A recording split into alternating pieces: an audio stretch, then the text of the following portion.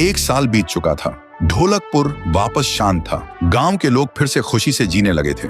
हर पूर्णिमा को लोग एक दिया जलाकर ठुन ठुन ठुन साहुर को याद करते थे। पर एक रात कुछ ऐसा हुआ जो फिर से सब कुछ बदल के रख दिया। लाशें फिर से मिलने लगी। हर 2 दिन बाद किसी न किसी के घर के सामने एक कटी हुई लाश पड़ी होती। गांव फिर से कांप उठा। एक दिन सब लोग महाराज के पास पहुंचते हैं और रो रो कर गांव की घटनाओं के बारे में बताते हैं। रात को महाराज 2 सेनापतियों से कहते हैं, जाओ और खोजो इस कांड के पीछे कौन है। लेकिन सुबह सिर्फ उनकी लाशें लौट कर आईं। एक का सिर था ही नहीं, दूसरे के पैर कट चुके थे। महाराज समझ गए कुछ तो लौट आया है, कुछ जो सिर्फ मौत का खेल खेल रहा है। और फिर कहते हैं, अब इस जंग का सामना मुझे ही करना होगा। उसी रात महाराज चुपके से गांव में आते हैं और एक पेड़ के पीछे खुद को छुपा लेते हैं। और ठीक रात के 2:30 बजे अचानक कहीं से धुआं छा जाता है और उस धुएं के अंदर से एक आवाज आती है,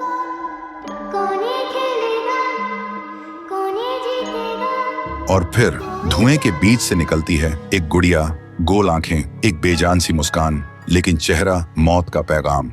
वो गुड़िया एक घर के गेट तक जाती है और बच्चों जैसा एक गाना गाने लगती है। उसके गाने की आवाज सुनकर एक आदमी बाहर आता है और अगले ही पल वो गुड़िया उसका सिर चबा जाती है। वो आदमी तड़प तड़प के वहीं जमीन पर गिर जाता है। महाराज सब कुछ देखते हैं। उनकी आंखें भर जाती हैं। उन्हें समझ आ जाता है इसके सामने जाना मतलब खुद का अंत लिखना है। अगली सुबह गांव के लोग इकट्ठा होते हैं। महाराज कहते हैं, ये पिछले भूत से भी ज्यादा डरावनी है।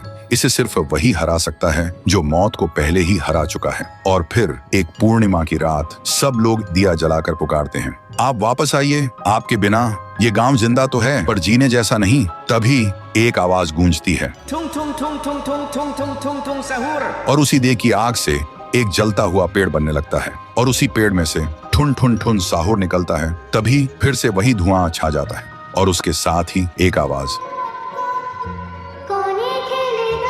सब लोग घुटनों के बल गिर जाते हैं और कांपती आवाज में बोलते हैं, हमें बचाइए, वो आ गई है। ठुन ठुन ठुन साहुर एक जोरदार जंप करता है और सीधा उस धुएं में घुस जाता है और शुरू होती है एक आखिरी जंग। ठुन ठुन ठुन साहुर और गुड़िया की। जमीन कांपने लगती है, आसमान से बिजली गिरती है और जब धुआं हटता है तो दिखाई देता है गुड़िया बिखर चुकी थी। हाथ अलग, सिर अलग, पैर अलग। और तब से गांव में फिर से एक नई सुबह हुई। महाराज मुस्कुराए, गांव वाले जीने लगे और उस दिन के बाद ठुन ठुन ठुन साहुर सिर्फ एक भूत नहीं रहा, गांव का रक्षक बन गया। लेकिन उसी रात कुछ ऐसा हुआ जो किसी को भी पता नहीं चला। गुड़िया का सिर, हाथ, पैर अपने आप जुड़ने लगे थे और फिर वो वहां से चली गई। तो दोस्तों, अगर आप देखना चाहते हैं पीहू वर्सेस गुड़िया तो इस वीडियो को 1 लाख लाइक्स तक पहुंचा दो।